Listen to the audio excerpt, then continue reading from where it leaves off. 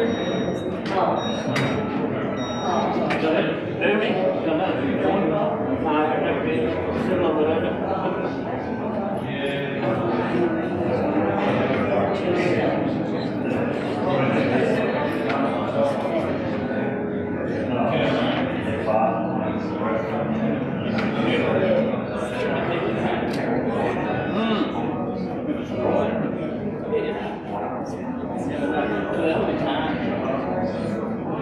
reach my age, you start going more, so you get something deal.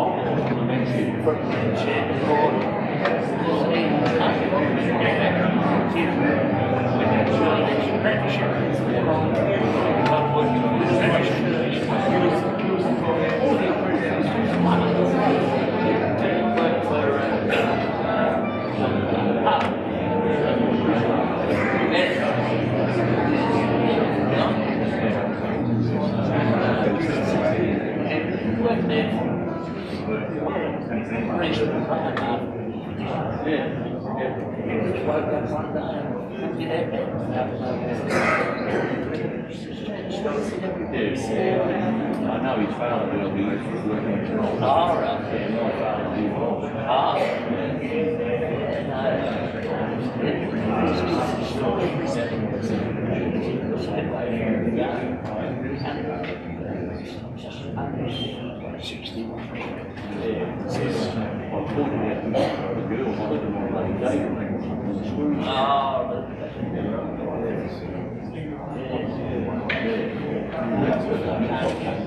Yeah, I said, that's wrong, Dave. She said, oh, Lord, he's going to change it. I thought he's not 65.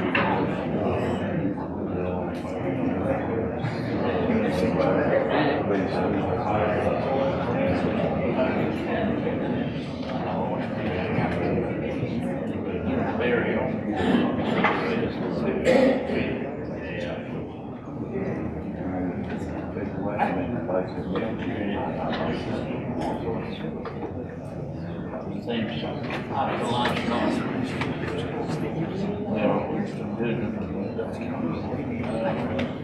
the pies. Oh, yeah, they're good game. 4 in a month. Right? 4 in a month. Yeah. Yeah. Oh, we just skip the odd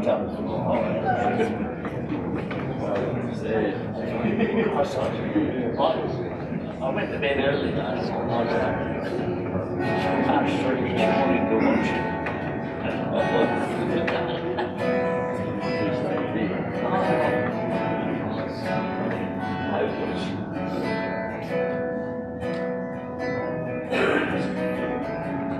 Packed my bags last night, we fly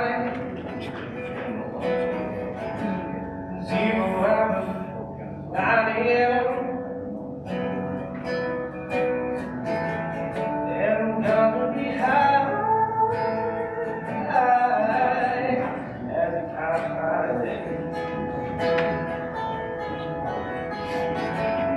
miss the earth so much. I miss my wife.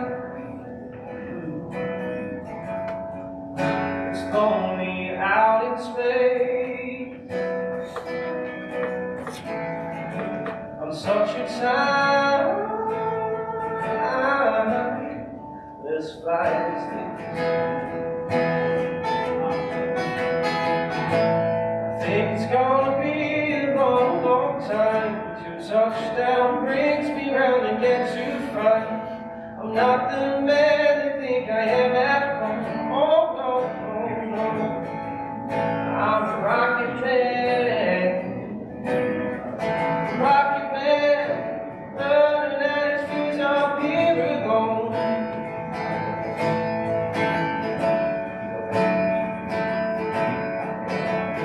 Mars ain't the kind of planet to raise your kids. In fact, it's cold as hell, and there's no one there to raise them if you did. I think it's gonna be a long, long time till touchdown brings me round again to find I'm not the man they think I am at home. Oh no, no, no, I'm a rocket man, burning out his fuse all here alone. Well, I think it's gonna be a long, long time. Well, I think it's gonna be a long, long time. Well, I think it's gonna be a long, long time.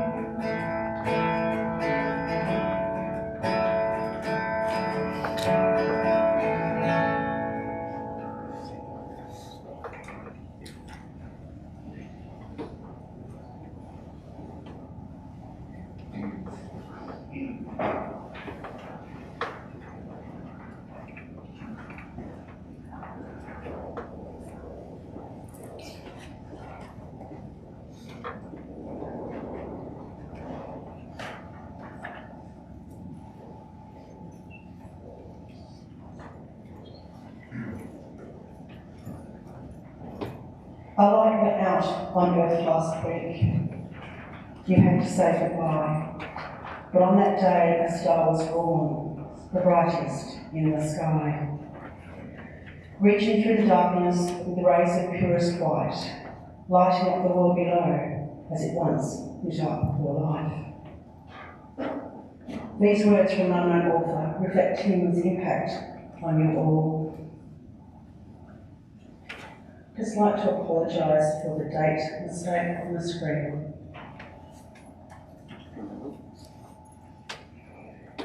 Welcome. We're here to celebrate and farewell Timothy David Gore, more commonly known as Tim. It brings comfort to your hearts to be able to come together to honour Tim's life. And so on behalf of Tim's family, I warmly welcome you, both here and those joining us by live stream. Your presence is a testament to the shared experiences of this moment of connection. I want to say a special thank you to Dylan, boys, for the beautiful performance of Rocket Man's tribute to Tim. My name is Mirella King, and I am a celebrant. It is an honour and privilege to get up this service today with Steve and his colleagues from Pine Grove Funerals. Could I ask you to please confirm that your phones are on silent, please? Thank you. I ask Chelsea, Meg and Alyssa to come and light these candles, please.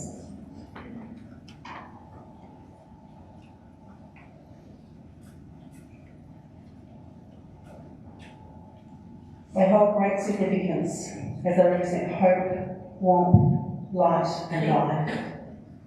In this particular case, they stand as symbols of Tim's enduring memory, signifying the light he brought into the world, the warmth and comfort he provided to those who knew him, and the continued influence he had on those who loved him. Lighting a candle in remembrance of Tim is a beautiful way of paying tribute to his life and the profound impact he had on those around him. Tim was a man of delightful contrasts, often grumpy on the surface, yet deeply caring at heart. He was famously set in his ways, a creature of routine who truly didn't like the change. And once he had a regime, he stuck to it faithfully. Beyond these quirks, Tim was incredibly loyal and dependable, a friend and a family member you could always count on to be there, and true to his word and never late. Most of all, he was wonderfully funny with a unique wit that brought laughter and light to those around him. As you gather to celebrate the life of your beloved Tim, I hope you find comfort in the memories you shared. Though you feel a deep sense of loss, you can take solace in knowing that he touched your lives in countless ways.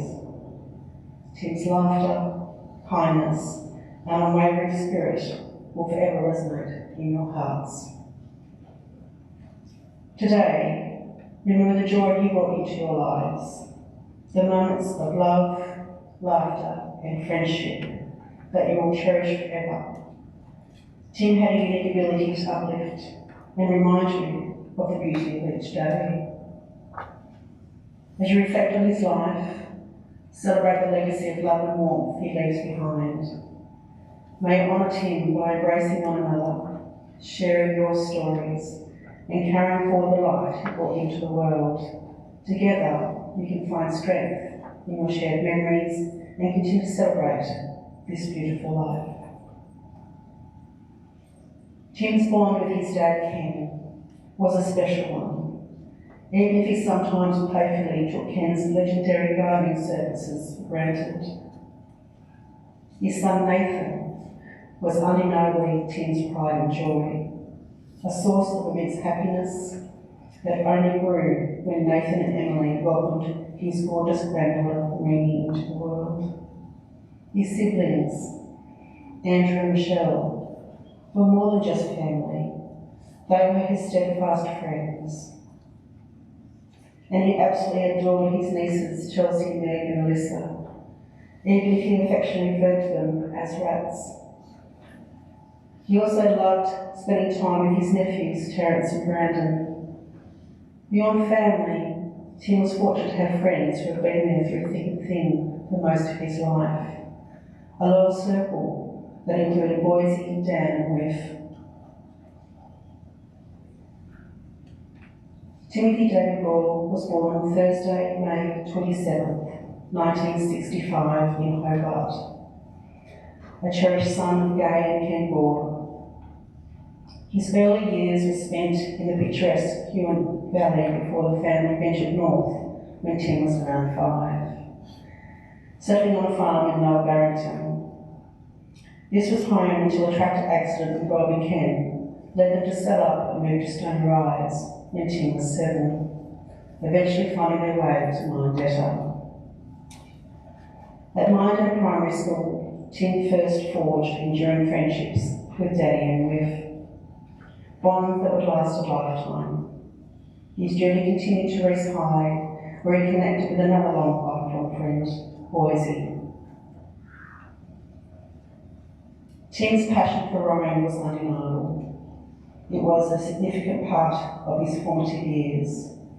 He dedicated himself to the sport, achieving success and forming a strong camaraderie with his teammates. But more about those later from those teammates. After school, Tim embarked on a plumbing apprenticeship with Palmer's. He quickly showcased his dedication and skill, culminating in him receiving the prestigious Plumber of the Year award in 1986. He spent a few years in Hobart before returning to Devonport, where he began a 17-year career as an operator at the pulp. On January 16, 1999, Tim married Kelly. They made their home in Churchill Avenue, a place that would remain a steadfast base until his passing. Their son, Nathan, arrived in 1994, bringing immense joy to Tim's life. While their marriage eventually ended, Tim and Kelly remained firm friends, united in their commitment to raising Nathan together. Tim found great satisfaction in community and hobbies. For 9 years, he was a dedicated member of the men's shed, where he mixed with like-minded people and kept busy crafting everything from coffee tables and chopping boards to the iconic horse arms, which became cherished gifts for family and friends. His support for his loved ones was unwavering. He often could be found on the sidelines, cheering on Nathan when he played football, and later Brett too. He also spent many nights listening to Dylan play guitar in his band at various gigs, always there to show his encouragement. A special companion in Tim's life was his beloved canine mate, Jimmy Barnes. Jimmy brought both immense joy and a fair share of playful chaos into Tim's world, often getting into everything. But that never stopped him from sharing everything with Jimmy, even his twisties. Jimmy, his last known antic, was devouring a lolly jar full of minties, to Tim's astonishment, how they never glued his mouth shut together. Jimmy was a constant, comforting presence, particularly helpful to Tim with his bipolar, truly his best mate. Though generally a homebody, Tim did venture to the mainland occasionally. He cherished his VX Commodore, a car he proudly owned for 19 years.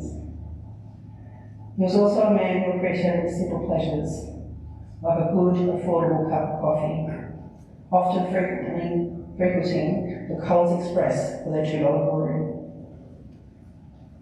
Music was another constant, with a significant Spotify playlist filled with tunes from his teenage years.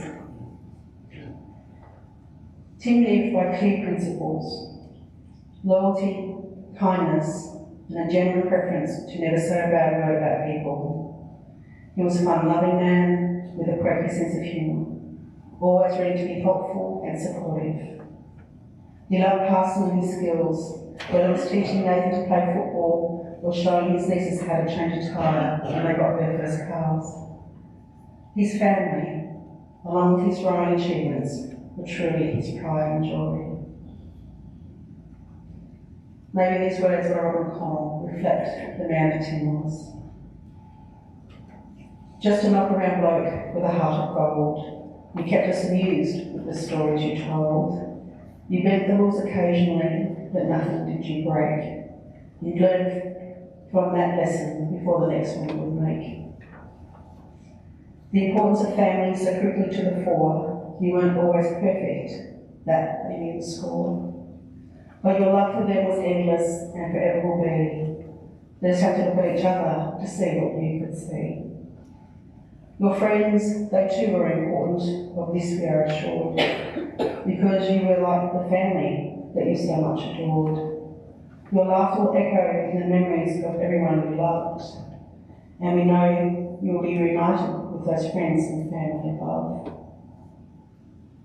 Don't think we will not miss you. You've shown us how to live. We no longer take life for granted, and to others we will give. The gift of our memories of that great bloke we knew, and to always give credit because that Tim belongs to you. I'll now invite Nathan to come forward to give tribute to his dad, followed by Clinton, Phil and Dan.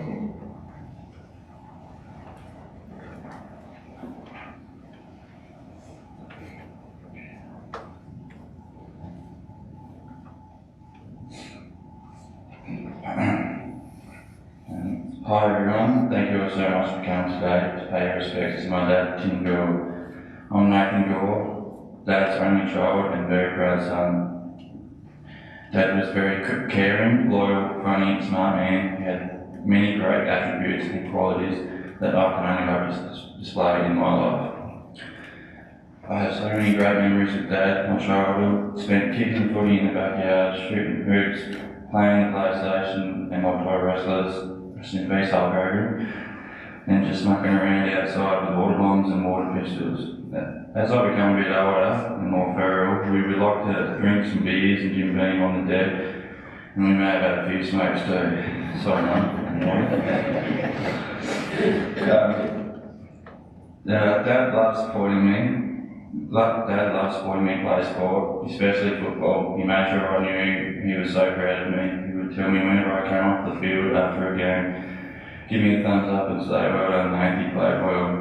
Even if I did have a stinker, later that night, he would send me a text message also as well to say, great game, I'm going to miss their messages, Dad. I didn't really realise at the time how important they were to me.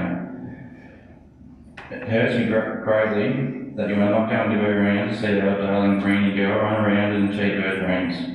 I know how much you adored her and how proud you were of me becoming a husband and a dad in the last few years. I'm so grateful you were able to share Emily and myself wedding day with us. It was very special to us both.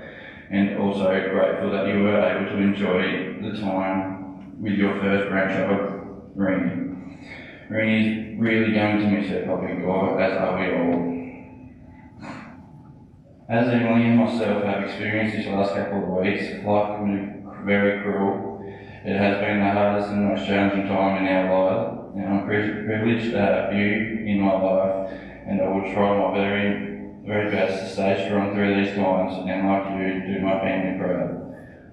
I will do this in your honour, Dad, and protect and cherish my beautiful little family as you have.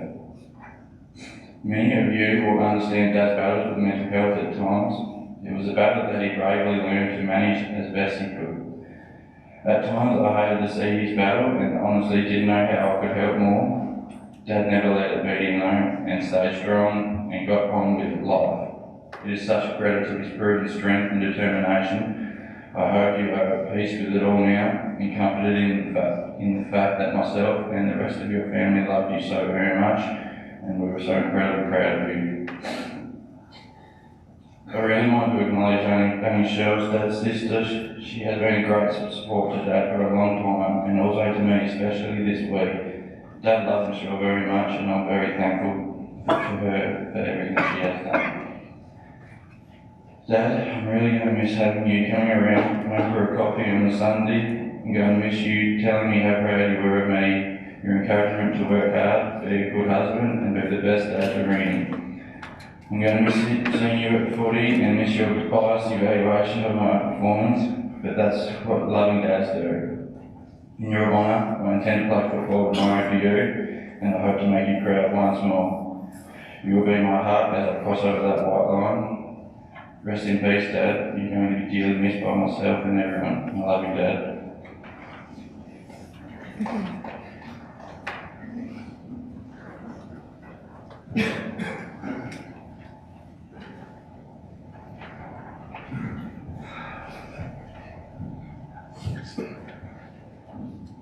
Hi, I'm Lizzie. Known Tim Gore for well over 40 years, starting back in 1977 in grade 7 at Grace High School. Over the course of the high school period, we then became very good mates through our time at the Resardi Rowing Club. Boy, I wish I'd half the strength and resilience that Tim possessed with this sport. As a strike in our group, he was incredibly strong and very hard to keep up with. Another memory of Tim's incredible strength was Tim and I would go down to our local gym in Gore Street for some weights training. We would get on the arm curls and take in turns doing some reps.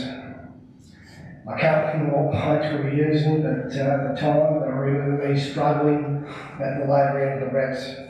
And then Tim, when it was his turn, just casually looking around the gym, talking, smiling like he had one of all weights on the barbell. Then came a period in early teens when we all got a driver's licence. This really cemented my relationship with Tim. We were both very much into the car culture, as were many of our close friends. Both of us had 14ers that we were very proud of. Spending every minute of the weekend literally heading all over the place. And I'm sure you all remember Tim's bright orange tea container. I hate to think how many sets of tyres we put on that car. It became very popular in the local constabulary, but I won't talk too much about that one.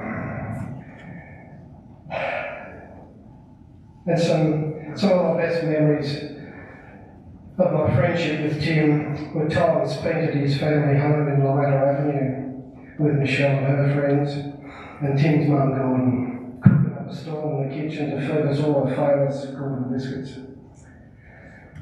And Tim the plumber. Pretty sure Tim can thank me for becoming a plumber. Back in our year 10 term at high school, we did work experience. I was told that I was going to Partners Plumbing for my work experience week, which at the time didn't sit real well with me because I had aspirations of becoming a chef. So I asked if I could change this for something else, and I believe Tim had a similar situation. So they gave Tim the plumbing work experience, and Tim went on to become a very fine plumber, achieving Apprentice of the Year award for the state, getting his chance to head to the Big Island to represent Tassie. And this to me epitomised Tim's effort in just about everything Tim would have a go at, a real perfectionist at his trade. Then come the girls. And I remember Tim, when he first met Kelly, and Tim telling me how happy he was that he met Kelly, and telling me, "Yeah, boysy, I reckon I'm going to marry her," and marry her he did. And of course, as we all know, along came their son Nathan not too long after.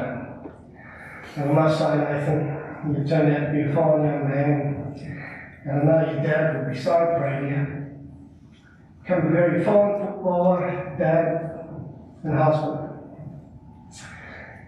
A couple of a funny memory was back in the early 90s, I was living in Melbourne, and the boys came over to Melbourne for a trip to the mainland. Tim, myself, Lee Woodhouse, Danny, Bounty, all went on this trip. We ended up at the Adamaga pub in Albury, and we stayed at the Adamaga pub in across the road. So after a few hours and a few frothies later, we headed back to the hotel for a night. Somewhere during the night, one of the boys decided it'd be good to do some rock and wrestling antics. Well, things might have gotten a tad out of hand. Now remember me saying earlier just how strong Tim could be. Well, somewhere on the line, Tim had scuffed up to Bounty and literally threw him across the room through a window. And I'm pretty sure that the rest of the people staying at the hotel must have thought there was a murder taking place. Next thing, there was a knock at the door, and when we opened the door, there was the owner of the hotel with his car parked directly behind our rental, so we couldn't go anywhere until we explained what the hell was going on. Needless to say, we had a damage bill to pay before we departed. And folks, on the final note to everyone who's here today, just try to love and accept everyone as they are and what they are, no matter what their circumstances. Because this is how Timbo lived his life. Very accepting of everyone, and to me, this is one of Tim's finest attributes. So finally, old mate, go and enjoy your time with your mum and mine, and I'll miss you dearly, old boy.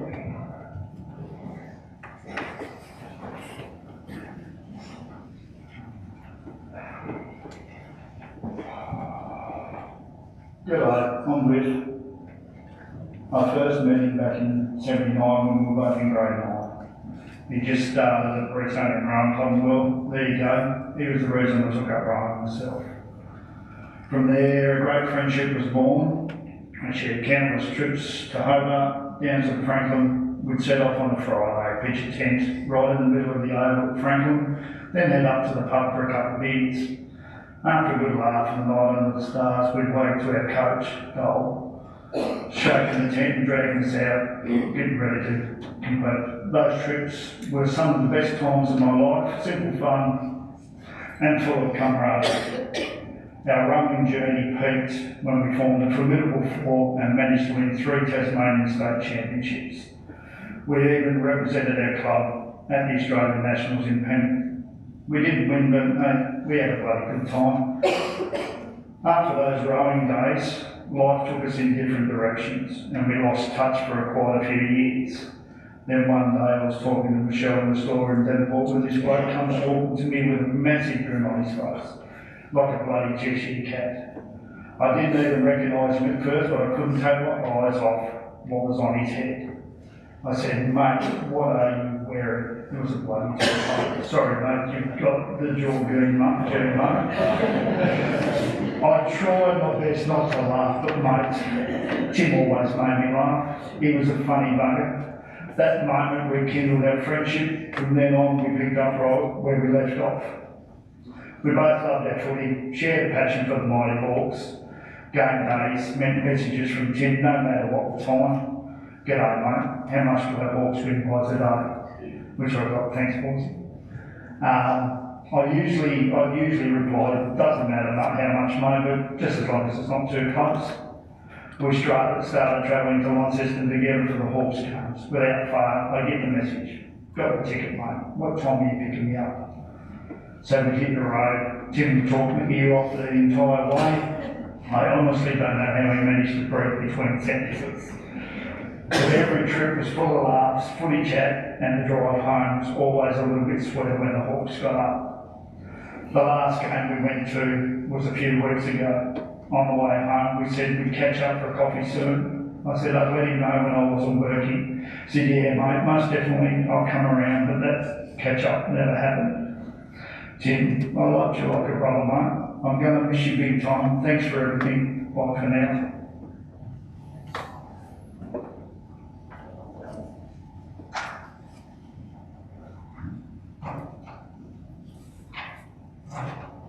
How you going? I'm Dan. Mine didn't get put on the paper, so I have to read it on the phone, so it's Dan for 2 seconds.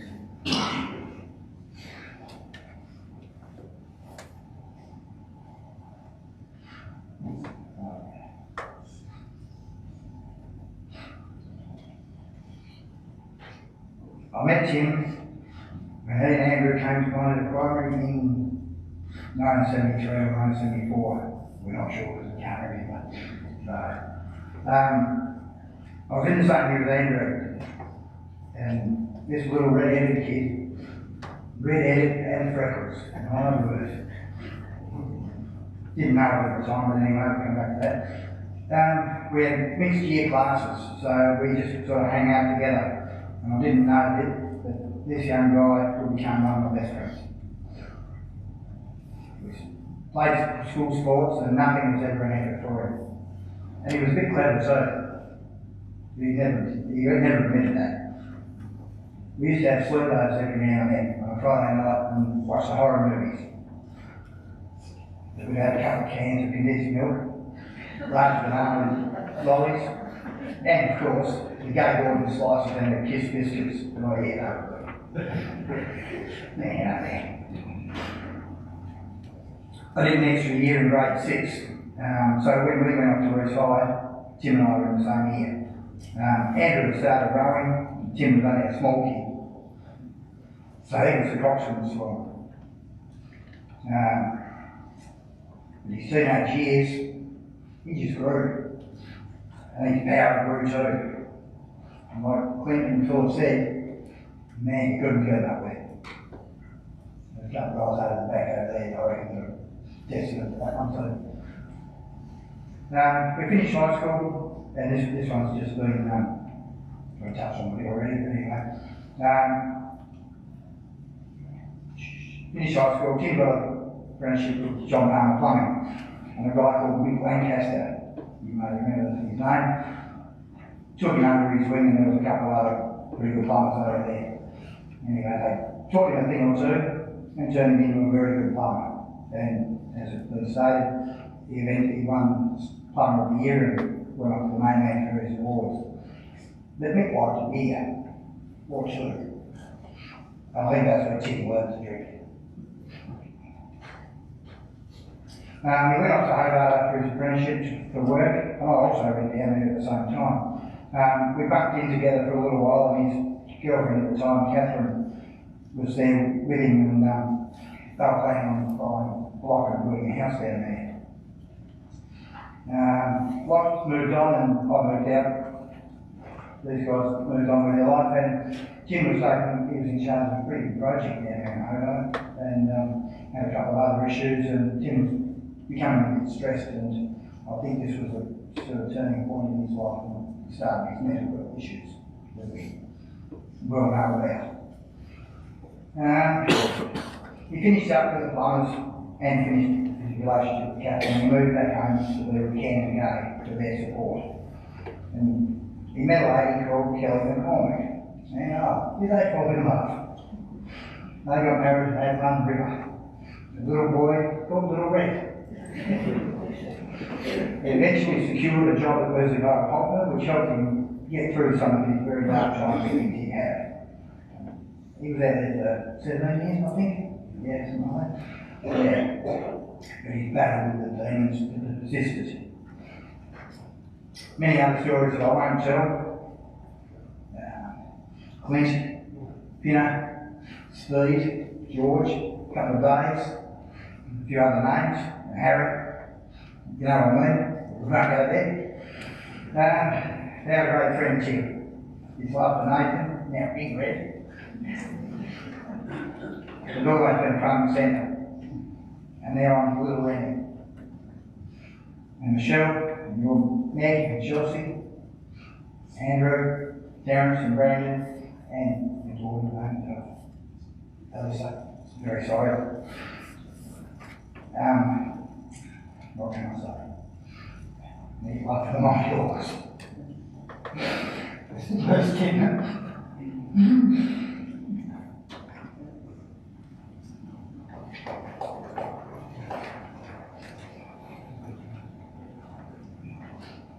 Thank you for all those beautiful words. I'd just like to share one more tribute with you. Our dear Uncle Timmy, we are still in shock that you've been taken from us far too soon.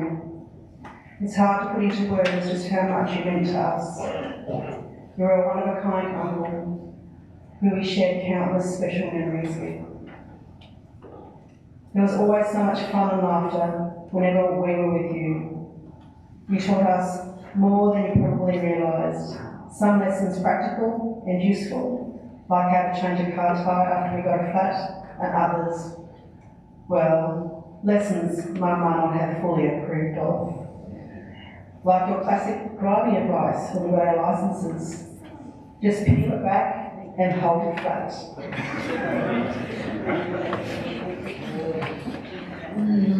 You were the kind of person everyone could rely on. You never let us down and were always there when we needed you, no matter what. Your kindness, generosity, and love for your family never went unnoticed. Those moments we shared will be treasured forever. Life just won't be the same without you, Uncle Timmy. You've left a hole in our hearts that no one else can ever fill. But we'll keep your memory alive in our stories, our laughs, and our love for each other. At least this Christmas, Brandon won't have to worry about you pinching the crackle off his plate. Love always, Chelsea and Meg. With one glance, photos can transport us into the past, unlocking shared experiences and feelings we thought were forgotten or misplaced. As you look at these phases and seasons of Tim's life, now through many different lenses, perhaps it will bring back some great memories for you. We'll now see some of Tim's life stories and a collection of photos that his family have lovingly provided.